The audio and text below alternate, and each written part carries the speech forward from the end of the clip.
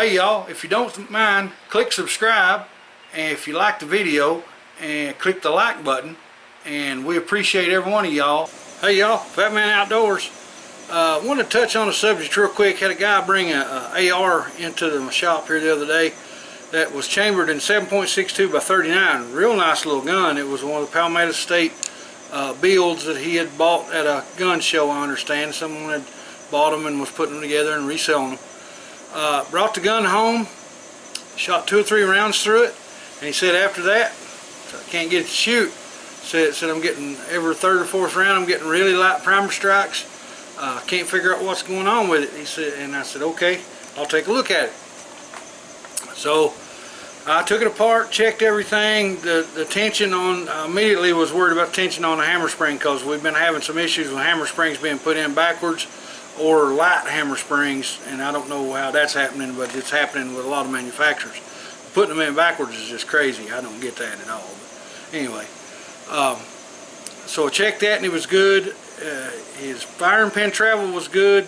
His firing pin protrusion was good. And I thought, well man, he's getting a good lick on the firing pin. The firing pin was floating good in the bolt. There wasn't no problem there. I took everything off and looked at that, made sure there wasn't no manufacturing burrs or anything like that in there, floating good in there.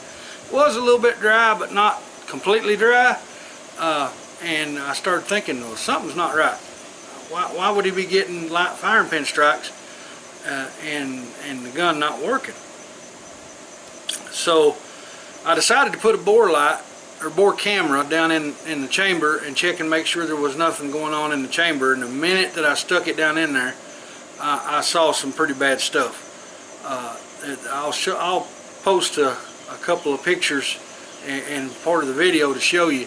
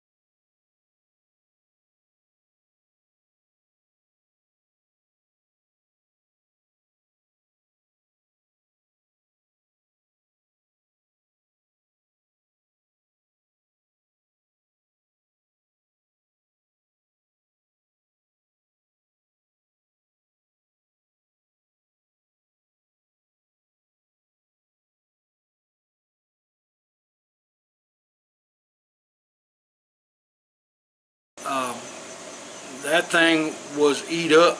I mean, it was red on the inside. And at first when I thought, well, somebody's been shooting powder coated rounds through this. And then I got looking and it wasn't powder coat, it was rust. So I brushed the bore really well, brushed the chamber really well, got it real good and cleaned back out. Cleaned everything up because it had a lot of carbon on it, and oiled everything, put the bolt back together, put the bolt carrier back in. The gun seemed to work fine. And he had left 2 rounds in a magazine in his gun case of the ammo he'd been shooting, and I pulled it out and looked at it, and first thing I said, oh, it's Wolf. And I know a lot of people say bad things about Wolf. Well, to a point, there is some bad stuff about Wolf, okay? You have to watch what Wolf ammo you get. The older stuff, the stuff that was made back in the 60s and early 70s, is corrosive. And it will ruin your weapon. I mean, it will absolutely devastate your weapon if you shoot it. So I didn't shoot those 2 rounds. I had some Wolf here that was not corrosive ammo. And we put a few rounds in it and took it outside, shot it, 2 or 3 just pow, pow, pow, and then dumped the rest of the magazine to make sure it was going to run hard. Ran like a top, shot wonderfully. So I called the guy and I said, man, I've got your rifle fixed. He said, really? He said, what was wrong with it? I said, it was absolutely caked with rust for one thing on the inside of the bore and inside the chamber.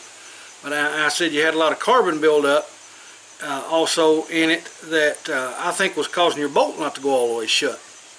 And I said, I believe it's your ammo. And he said, yeah. He said, I've got some ammo here. He said, I bought an SKS years ago at a gun show, and he said when I did, said I bought 1,000 rounds of ammo with it. I said, have you ever looked on the box to see if it says corrosive? He said, oh yeah, it says corrosive right on it. And he said, I knew it said it, and I thought, well, it's not going to hurt nothing. I said, well, in a way you could shoot it and be okay. But as soon as you get done shooting that gun, you got to clean it. You got to get all that stuff out of there. But me personally, I'd throw that stuff away. I wouldn't shoot it.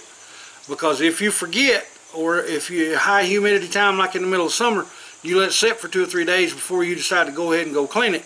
When you come back, your chamber may be pitted, your bore may be pitted, it may be over. You know, you may have just ruined your rifle as far as accuracy and dependability. So guys, pay attention. If you buy ammo that you're not sure about where it come from, or it's cheaper ammo, make sure you look on that box and it does not say corrosive. If it doesn't say non-corrosive on the box, get your phone out, use that little smart box and check and see if that ammo is non-corrosive. And if it's not non-corrosive, don't use it, because you got at least a few $100 in a weapon that you don't need to have destroyed because you want to save $2 on a box of ammo.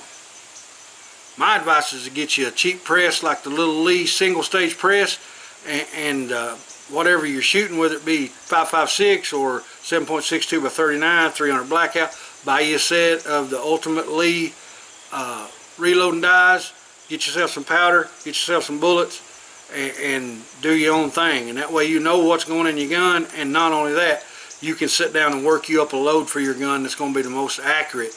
And you can pull the loads back even if you want to for plinking loads, to where you get just back to where you have enough power to operate your weapon, but you can plinks for training for close range stuff. But guys, just pay attention. That corrosive stuff. Guys, I hope you all enjoyed this little video. See you in the next one. It's the Fat Man. I'm gone.